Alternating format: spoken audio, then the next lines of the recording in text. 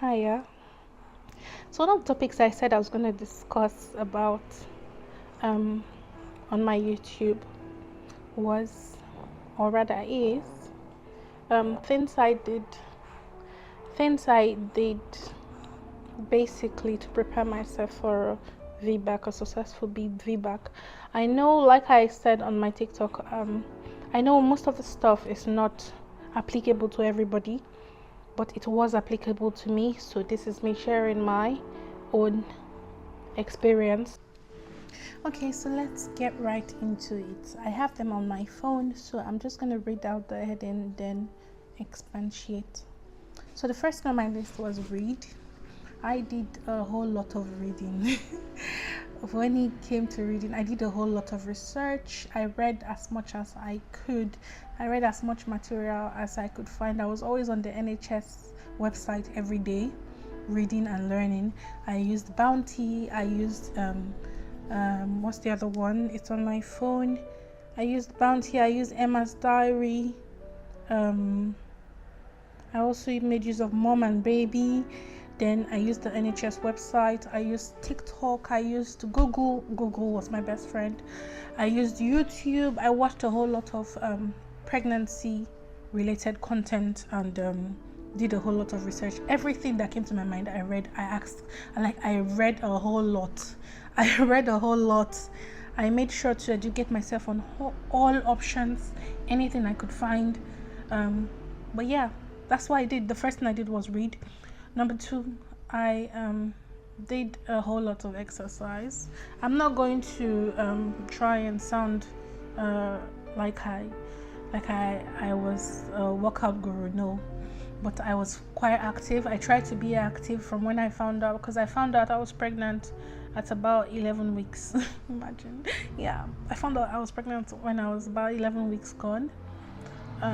So I have a gym membership. I made sure I made use of my gym membership. Honestly, I was in the gym till the very day of my EDD, when my baby was due 40 weeks. The morning of 40 weeks, I was in the gym. I did a whole lot of treadmills. I did a whole lot of stretches. I did not overwork myself. That was a fact. I did 30 minutes of treadmill. I did 30 minutes of stretches. That was it. That was what I did. But I really tried to keep as much active as I could, at least. Even if it was once a week, I was in the gym, because I wanted to be, because of my size, my BMI, I wanted to be like physically ready to be able to have a vaginal birth. Number 3, I asked a lot of questions. I asked a lot of questions, honestly. My midwife appointments, doctor's appointments, and all that. I asked a whole lot of questions. I always wanted to be on top of my decisions, so I tried to keep myself as much as informed as I could. So I channeled most of my medical questions to the medical professional. Number 4, I ate a lot of varieties. Yeah, I tried to eat as healthy as I could. I avoided soda as much as possible. I did not stop drinking soda, don't get me wrong, but I avoided it as much as possible. I did not for any reason want to have gestational diabetes, so I could drink a can of Coke for like 2 weeks. Yes, 330 ml. I could drink it for 2 weeks. So I avoided sugar as much as possible because I was already pre-diabetic. Yes, that's one of the reasons I did not want to have gestational diabetes, because I was at more risk of having it because I was pre-diabetic, because of my BMI, like I said, because of my weight, because of my health in general. I wanted to have as much safer pregnancy as I could. It is one thing I remember clearly was I was obsessed with body yam and egg sauce. But yeah, I did eat a lot of varieties. Number 5, yeah, find a medical professional that understands your needs. That was the next thing on my list. With the UK and the medical situation currently happening in this country in terms of maternity and birth, I needed someone that I could understand.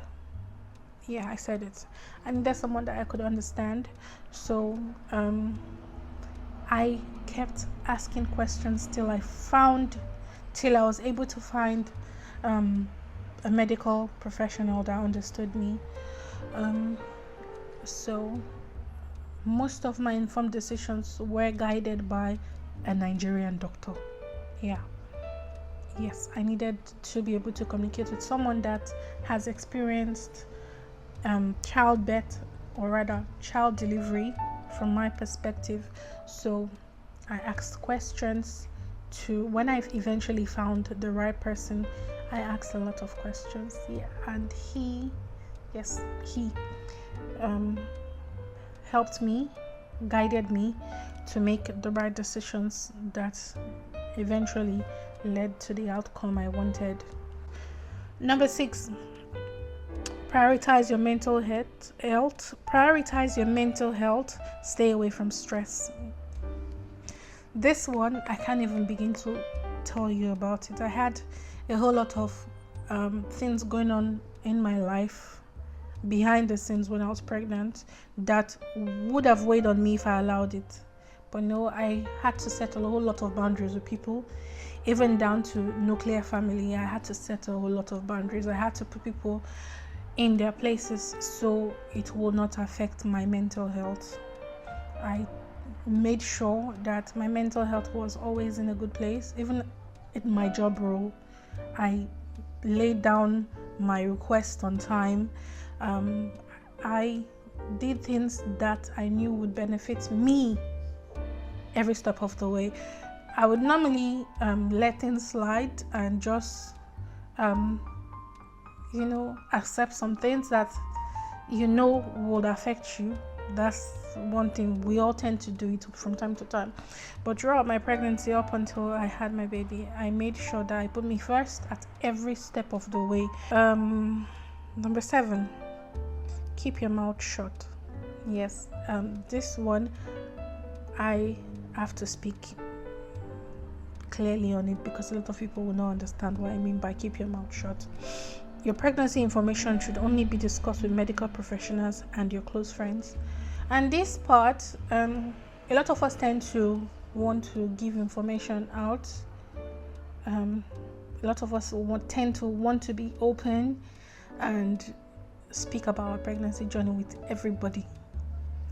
I tried my best to keep, like I said in the previous point about medical professionals, I tried to keep medical advice to the medical professionals and keep the more subtle advices for my family and friends. My medical needs were not met by people that were not in the profession. I don't know if you understand what I mean. I kept my pregnancy journey very secluded. Pregnancy is I would say, for me, I see it as a medical condition. Yes, pregnancy does not hide, but if you don't need to tell someone, there is absolutely no reason to tell the person. You understand? If it's not someone that you need to tell, there is no reason to tell the person. That's on that point. Number 8, prepare your space. Prepare your space in terms of your house, your mind, your body, your soul. Prepare your mindset. That's why prepare your mindset, prepare your home. Be ready, basically. That's what I mean by that point, preparing your space. Be ready mentally, physically, in all aspects that you can think about. Be ready for your baby. It will help you. Be ready. Prepare your home to welcome your baby. If changes need to be made, make them on time. Do not wait last minute to start trying to buy a crib or to start planning what kind of room, what kind of design, what kind of decor, what kind of life you plan for your child. No, do it on time, plan on time, prepare on time, so you are not left last minute in disarray. I don't know if I'm making sense. Number 9, this is actually my number 1. Have a flexible bed plan. Have a very flexible bed plan. This should be my number one. When I was writing, this was actually the number one thing in my mind. And have a very flexible bed plan. Let your bed plan give room for changes, for the unexpected. Your bed plan should cover the unexpected. Be ready for anything. If it has to be a change to your doctors, to your bed options, to your anything, your bed plan should be able to accommodate any changes at all. I, for example, did not want a male doctor, but when the time came and I found a male doctor that understood me, I had to make way for that option. I had to disregard that entirely. And yes, it worked in my favor. It worked well for me all through. It worked for me eventually at the end. Have a flexible bed plan. Be ready to listen.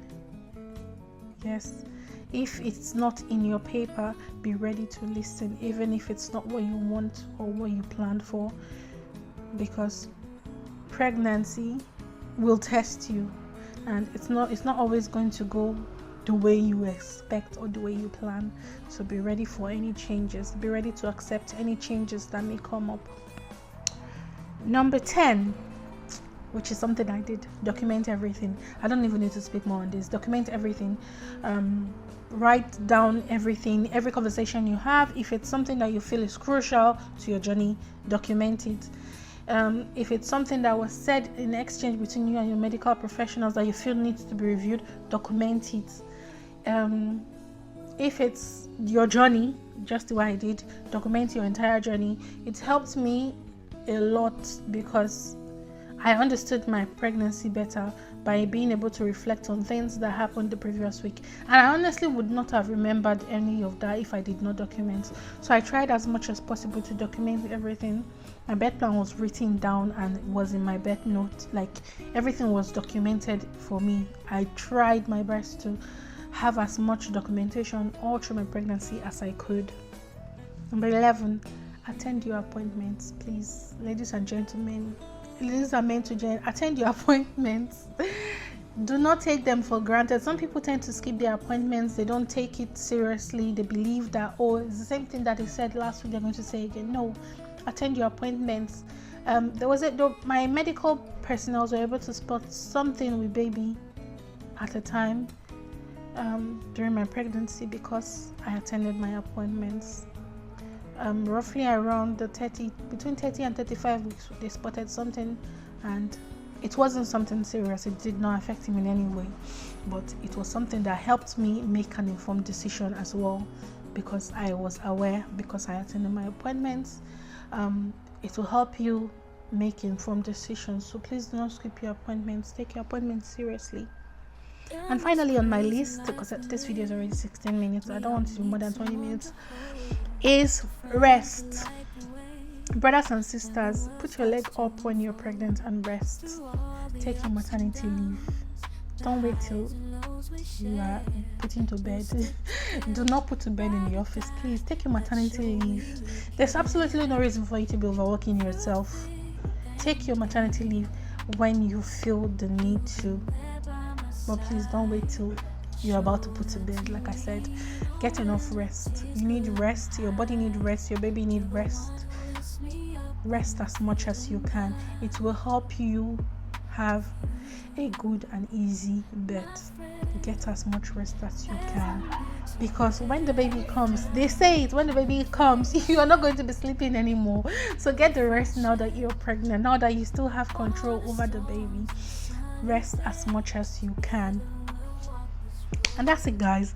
My 12 tips on how I successfully had a vaginal birth. And if there's anything you feel you can share that would also help me in my next pregnancy, please leave it in the comments. I would like to hear your opinions. I would like to hear what worked for you while you were pregnant. I'd like to. So yeah, if you have any tips, anything at all you feel you can share, please go ahead and share with me. I want to hear your views. I want to hear your journey as well. I want to learn from you, and as much as I hope you've learned from me. this is a wrap of this video. If you haven't liked, subscribed, shared, please do well to do all that good stuff on my page. I hope you learned a thing or two on this video, and I will see you next time.